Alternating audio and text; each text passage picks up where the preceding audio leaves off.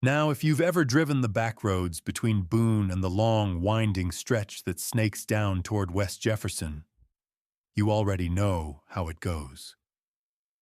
Two lanes, no shoulder worth mentioning. Guardrails that look like they were installed during the Carter administration and haven't been checked since. Curves that don't ease into anything. They just arrive, sudden and sharp, like the road changed its mind halfway through being built. And at night, those roads belong to something else. That's where this one starts. His name was Caleb Mercer, 26 years old. Lived alone in a rental double-wide tucked off a gravel spur road outside Boone, far enough up the ridge that when it rained hard, the red clay would turn to grease and the driveway became more suggestion than path. He worked at a farm supply store just outside town. Feed, fencing, propane tank exchanges. Nothing glamorous. Enough to pay for beer, truck parts, and the occasional late-night gas station burrito that he'd regret around 3 a.m. The truck was the only thing he ever really loved. A 1994 Ford F-150, extended cab, faded forest green that had long ago surrendered to oxidation. The clear coat peeled on the hood like old sunburned skin. Bench seat with a tier stitched shut using fishing line. A cracked dash. Aftermarket radio that only picked up 2 stations reliably. Classic rock and a preacher out of Tennessee who sounded like he was broadcasting from the inside of a tin bucket. The truck wasn't fast. It wasn't pretty. But it was steady. And Caleb trusted steady. It happened in early October, cool enough to smell wood smoke drifting from chimneys, leaves just starting to bronze and curl at the edges, the kind of night where the mountains feel closer, like they've leaned in to listen. He was heading home late. Around 11:40 p.m., he'd stayed after work helping unload a pallet of mineral blocks, then grabbed a 6-pack from the convenience store at the edge of town. Nothing unusual, nothing dramatic. Highway 221 was mostly empty that night. Fog hung low in pockets, not thick enough to blind you, just enough to make the headlights feel shorter than they should be. The trees crowded the road on both sides. Poplar, oak, black walnut, branches reaching over the asphalt like arthritic fingers. Caleb wasn't speeding. Maybe 5 over. Radio low. Window cracked. And then, there it was. A blur. Low and gray. He didn't even have time to swear. The thud wasn't loud, not like hitting a deer. It was a dense, wet bump, a rolling impact under the front axle. He felt it more than heard it. The steering wheel jolted in his hands. He checked the rear view instinctively. In the red wash of his brake lights, he saw it. A possum.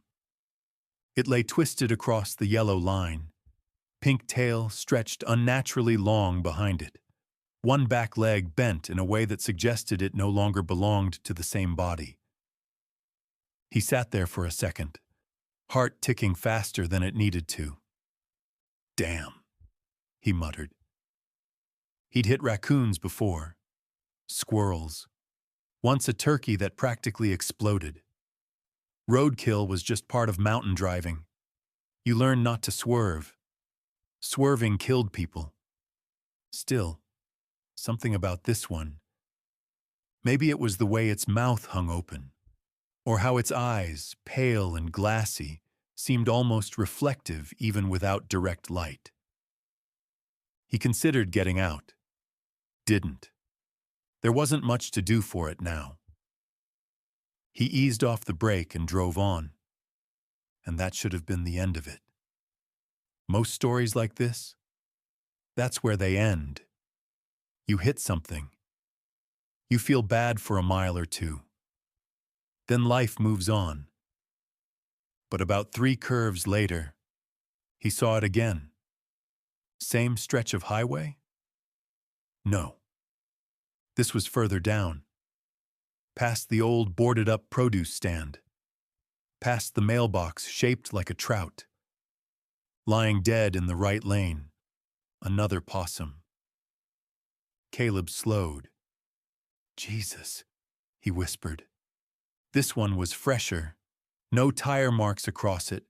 No blood smeared along the asphalt. It looked almost placed there. Pink tail, gray body, white face, mouth open. He drove around it. His pulse ticked harder now, but he told himself what any rational person would. It's the mountains. There's 100,000 possums up here. They get hit all the time. He didn't look back. He slept fine that night. That's important. Because if he'd had nightmares right away, if he'd woken up in a cold sweat or heard scratching at the siding, he might have treated it like something strange. But he slept fine. The second night is where it changed. He'd stayed later than usual. Inventory counts. The drive home pushed closer to midnight. The fog was thicker this time, rolling low across the pavement in long white ribbons. About a mile from where he'd hit the first possum. There it was, dead in the center of his lane. He swore under his breath. Again? He slowed to a crawl. This one was mangled. Midsection crushed flat. Something dark glistening along the rib cage. His headlights flickered slightly as he rolled forward. He glanced at the shoulder. Clear. He'd driven this stretch hundreds of times. He knew every guardrail dent, every reflector post. He would have seen it. Wouldn't he? He eased around it carefully. As his front bumper passed over the body, the radio cut to static. Not gradually. Instantly. The preacher's voice snapped into white noise. Caleb smacked the dash. Come on. The static hissed. Then, underneath it, just faintly, a wet, rattling sound, like breath through fluid. He froze. It lasted maybe 2 seconds. Then the radio came back. Mid-sermon, like nothing had happened. He drove the rest of the way home in silence. By the fourth night, he started looking for it. That's how these things get you. The first few times, you tell yourself it's coincidence. After that, you anticipate. And once you anticipate, you start to expect. Caleb's grip on the wheel tightened as he rounded each bend. His eyes swept the asphalt ahead, scanning for gray shapes. The road was clear. Clear, clear. And then... there. Halfway through a curve he had just seen empty moments before. The possum lay across both lanes this time. Unmistakable. Its head wasn't crushed. Its eyes were open. And they reflected the headlights not like glass, but like something alive. He slammed the brakes. The truck fishtailed slightly before catching. The possum didn't move, didn't twitch, didn't breathe. Just lay there, mouth parted. He stared at it.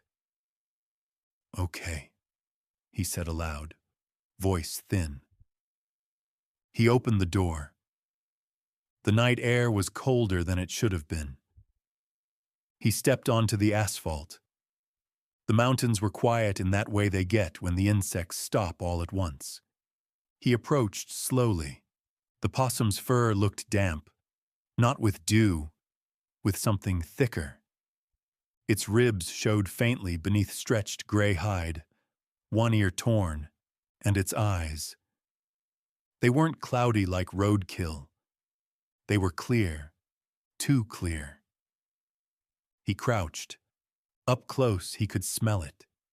Sweet rot. Iron. He reached out with the toe of his boot and nudged its side. The body rolled slightly. And as it rolled, he saw the tire mark across its back, the exact width of his truck's tread, fresh, still wet. He staggered back. No, he whispered. He hadn't hit it tonight. He knew he hadn't. He would have felt it, wouldn't he? The wind moved through the trees above him, soft, whispering. He backed toward the truck, and as he did, the possum's mouth slowly, carefully, closed. Not snapped, not twitched. Closed. Like someone pretending to be dead had finally decided to stop trying. Caleb ran. He didn't remember getting into the driver's seat, didn't remember slamming the door. He only remembered the engine roaring as he peeled away, tires screeching against pavement. He didn't look back. Not that night. Now here's the thing about mountain roads. They don't forgive distraction. They don't forgive obsession. And once something plants itself in your mind up there, there's nowhere else for it to go. Caleb stopped sleeping after that. Every time he closed his eyes, he saw it. Pink tail dragging across asphalt. Clear eyes. Mouth opening and closing. He started taking different routes home. Didn't matter. The possum found him on a back road near Todd. Found him again outside Fleetwood. Once he saw it in the parking lot of the farm supply store when he unlocked the door at dawn, lying beside his truck, crushed flat, though there was no blood beneath it. It was always freshly dead, never decayed, never bloated, like it existed only in the moment between living and not. And every time he passed it, the radio would flicker, static, that wet, rattling breath beneath it. By the end of the first week, Caleb began to wonder something he never would have admitted out loud. What if he hadn't killed it the first night? What if it had let him? Now I don't care how rational you think you are. You can have a college degree framed on your wall. You can listen to podcasts about neuroscience. You can tell yourself there's always a logical explanation. But when something shows up where it shouldn't, over and over again, logic doesn't leave all at once. It erodes, quietly, like water undercutting a riverbank. And Caleb Mercer? He was standing on soft ground and didn't even know it. By the second week, he wasn't just seeing the possum. He was planning for it. He started leaving work earlier, hoping daylight would keep it away. It didn't. He saw it one afternoon at 4:17 p.m., sprawled across the entrance to the farm supply lot. Sunlight hit its fur plainly. No shadows, no tricks. He walked right up to it. It was flat, crushed as if by a vehicle heavier than his truck. Its mouth was open again. But its eyes were closed this time. That unsettled him more. Closed eyes meant sleep. Sleep meant temporary. He stood over it long enough that his co-worker, Micah, came out the front door, wiping his hands on a rag. "You gonna move it or adopt it?" Micah called. Caleb blinked. "Can you see that?" Caleb asked. Micah squinted toward the pavement. "See what?" Caleb looked back down. The asphalt was empty. Nothing but oil stains and gravel. His stomach dropped like a missed step in the dark. "You messin' with me?" Micah asked. Caleb said nothing. He got in his truck and drove home before his shift ended. Now here's where folks might start talking about mountain spirits. They'll tell you the hills keep records. that the woods don't forget when you take something from them, that certain creatures, especially the ones known for playing dead, don't appreciate irony. But nobody said any of that to Caleb, because Caleb didn't tell anybody what was happening. He started drinking instead. Just a couple beers at first, enough to steady his hands before the drive home. It didn't help. The possum started appearing sooner. Sometimes he'd turn onto a road he had just visually confirmed was clear. And there it would be. Not fading in, not materializing in fog, just present. Like it had always been there, and he'd somehow missed it. Once he swore he saw it fall from the sky. He was rounding a curve near the new river. Clear road. He would stake his life on it. Then something gray dropped from above. No branch snap, no shadow, just thumped onto the asphalt 20 feet ahead. He slammed the brakes. The truck fishtailed. He stopped inches from its head. The possum lay there intact, staring at him. Its chest was not rising, but its whiskers were trembling. Just barely. He didn't get out that time. He drove around it, and as he passed, its head turned. Not much. Just enough that one eye tracked him through the driver's side window. That was the night he decided to test it. Madness doesn't announce itself with a scream. It whispers suggestions. What if you poke it? What if you touch it again? What if you prove it's not real? So he brought a shovel, kept it in the truck bed. The next time he saw the possum lying crooked across a narrow bridge, he pulled over deliberately. The air felt thick. He stepped out, grabbed the shovel. "All right," he said, voice shaking but loud. "You want this? Let's see what you are." He approached slowly. Up close, it looked worse than ever. Its abdomen was split slightly this time. Something dark and slick visible inside. The smell was stronger. Sweet rot layered with copper. Flies buzzed around it. Except there were no flies anywhere else on that bridge, just around the possum. He nudged it with the shovel blade. Nothing. He pressed harder. The blade sank into its side with sickening ease. The body parted like wet cardboard. Something warm spilled onto the pavement. Caleb gagged, but he didn't stop. He lifted the shovel and brought it down hard.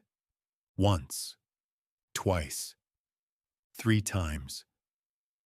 The skull split with a dull crack. Brain matter slicked across asphalt. He stepped back, breathing hard. "There," he muttered. "You stay dead."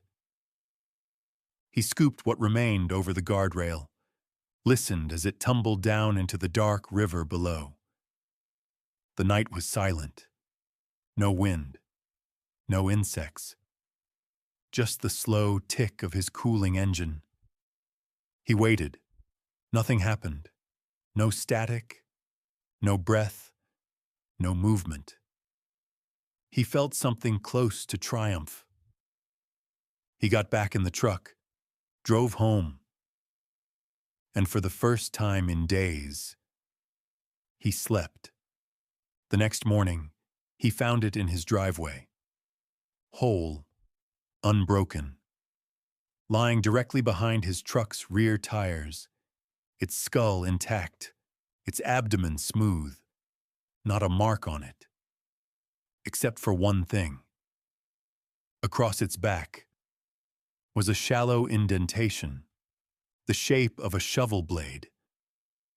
Caleb didn't scream, he just stood there. And then he laughed. The kind of laugh that comes from somewhere hollow. He walked back inside, locked the door. and didn't go to work. Days blurred after that. He stopped answering calls, stopped showering.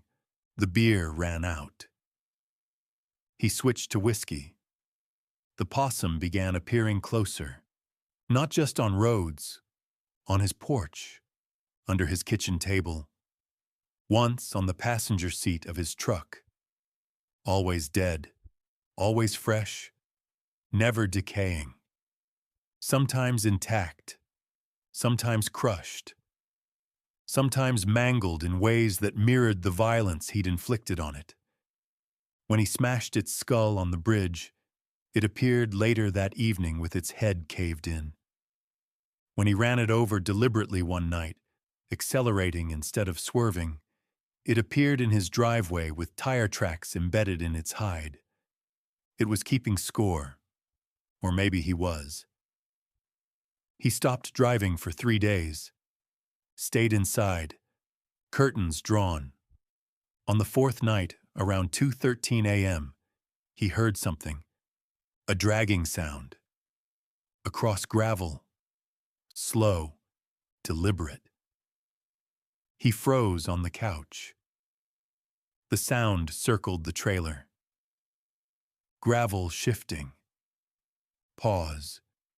Gravel shifting. Pause. Like something circling prey. He held his breath. The dragging stopped beneath his bedroom window. Silence. Then, a single soft thump against the siding. He didn't move. Didn't breathe. Minutes passed. Nothing else came. When morning finally bled into the sky, pale and weak, he forced himself outside. Beneath the bedroom window, the possum lay on its back, legs splayed, chest cavity opened wide, empty, no organs inside. Just a hollow cavity, as if something had scooped it clean from within. And in the dirt beside it were handprints, not paw prints. Handprints, pressed deep into the clay, leading away, but not toward the woods, toward the road. Now here's where a sensible man might pack up and leave. Drive east, head for the Piedmont, sell the truck, start over somewhere flat where the horizon doesn't lean in on you. Caleb didn't, because by then, the road wasn't the problem anymore. The road was the only place it made sense. Inside the house, things felt wrong. Mirrors seemed delayed. Shadows lingered. But out on the curves, at least he knew the rules. Or he thought he did. He started driving again. Not to get anywhere. Just to see if it would show. And it always did. Every road, every route. Even once in the middle of an empty parking lot behind a grocery store. He began talking to it. "You want me to hit you?" he'd ask. "You want me to finish it?" Sometimes he'd stop inches from its body and just stare. The eyes were always different now. Sometimes clear, sometimes milky. Once, they were human. Not fully, but close enough that he recoiled. Iris darker, focus sharper, aware. By the end of the 3rd week, Caleb had stopped wondering if he was crazy. He assumed he was. The question became simpler. Was he crazy alone, or was something else enjoying it? And that, folks, is a far more dangerous thought. Because once you suspect you're being watched, you start performing. And when you start performing, you give the audience what it wants. By the 4th week, Caleb Mercer no longer drove to get home. He drove to find it. There's a difference. Home implies safety. Finding something implies purpose. And purpose, even a rotten one, will keep a man upright longer than hope ever could. He quit showing up to work entirely, stopped answering his phone. His voicemail filled up with worried messages from Micah, then irritated ones from his manager, then silence. The truck became his only real room. He'd sit in it for hours in parking lots, engine idling, staring at nothing. Waiting. He stopped flinching when the possum appeared. He expected it now. Sometimes it would lie sideways across the yellow line, sometimes curled tight near the shoulder. Once it lay draped over a mailbox like it had been placed there deliberately. He'd stare at it through the windshield. It never moved first. That part is important. It never moved first. The night everything shifted was colder than the others. Late October, the kind of cold that slips in under your jacket and settles in the spine. He was driving along a steep stretch near the Virginia line, somewhere between Boone and the back roads that eventually wind toward Damascus. No streetlights, no houses, just forest and drop-offs. The road curved ahead in a long S shape. Clear, clear, clear. He blinked, and there it was. Not 20 feet ahead, standing. Not lying down, standing in the center of the road. Its spine bent wrong, like something had tried to fold it in half and given up midway. One hind leg twisted backward, fur matted with dark, wet clots. Its head tilted, its mouth hung open. But this time, it wasn't pretending. Its chest moved. Slow inhale. Slower exhale. Caleb didn't hit the brakes. He pressed the gas. The engine roared in protest, old pistons whining, but the truck surged forward. "Stay dead," he whispered. The possum didn't move. The headlights swallowed it. There was a heavy, unmistakable impact. Not a bump, not a thud. A collision. Something cracked under the front axle. The truck jolted hard enough to rattle his teeth. He kept his foot down. Drove another 100 yards before slamming the brakes and skidding sideways across both lanes. Silence rushed in. No static. No wind. Nothing. He stepped out slowly. The cold hit him like water. He walked back along the road. There were skid marks. Rubber burned into asphalt. But no body. No blood. No fur. Nothing. He stood there breathing hard, scanning the ditches. "You don't get to stand up," he muttered. "You don't get to do that." Behind him, his truck door creaked, just slightly. He turned. The driver's door, which he was certain he'd shut, now stood open, and on the bench seat, the possum lay curled. Alive, not injured, just watching him. Its eyes were not glassy, not milky, not almost human. They were human. Fully, clear brown irises, focused, judging. Its mouth opened, and what came out wasn't a hiss, wasn't a growl. It was breath, wet, rattling. The same sound that had lived beneath the radio static since the beginning. Caleb staggered backward. "You're not real," he said. The possum climbed down from the seat, slowly. Its bones cracked as it moved, legs adjusting into shapes they weren't meant to hold. It stepped onto the asphalt, stood upright. Not fully like a man, but enough. Enough to be wrong. Its rib cage expanded, collapsed, expanded, and then it dropped dead, collapsed into a heap of limp gray fur.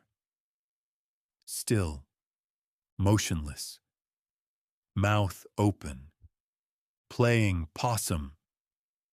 Caleb began to laugh. Not hysterical, not loud, just steady. "You think I don't get it?" he asked the empty road. "You think I don't understand?" He walked toward it, knelt down. Up close, he could see the faint line where its skull had once been split, the shallow indentation from the shovel blade, the tire marks embedded in its hide. Every injury he'd ever given it, all still there. Layered, accumulated, as if it had never reset, as if it had just been carrying them, waiting. His laughter stopped. A thought slid into place.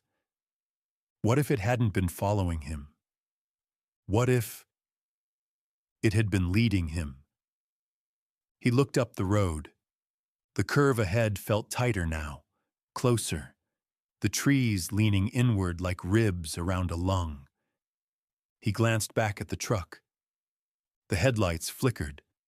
Static bled faintly through the speakers. And under it, breathing. But it wasn't coming from the radio. It was coming from him. He could feel it in his chest. Wet, rattling, shallow. He looked down. The possum was gone. In its place, across the asphalt, were skid marks, fresh ones, wide, truck width, leading directly toward where he stood. His stomach turned. Slowly, deliberately, he turned around. Behind him, his truck sat in the road, engine revving, headlights blazing, but no one was inside. The steering wheel jerked, once, twice, like someone testing the tension. The engine roared higher. The tires squealed as the truck lurched forward an inch, then another. Caleb stumbled backward. "No," he whispered. The truck surged. He ran. But mountain roads don't give you space. There was no shoulder, just guardrail, just drop-off. The engine howled. The headlights swallowed him. And just before impact, he saw it, in the driver's seat. Hands on the wheel. Small, gray hands. Pink fingers gripping tight. The possum's head turned toward him, mouth open in what could have been a grin. Then, impact. Metal screamed, bone cracked, the guardrail snapped, and both Caleb Mercer and his 1994 Ford F-150 disappeared over the edge. Now they didn't find him for 3 days. Search crews combed the ravine. It was steep, thick with undergrowth, rocks slick with river mist. They found the truck first, crushed nose down against a cluster of trees. Driver's side caved in. Windshield shattered outward. No seatbelt, no body inside.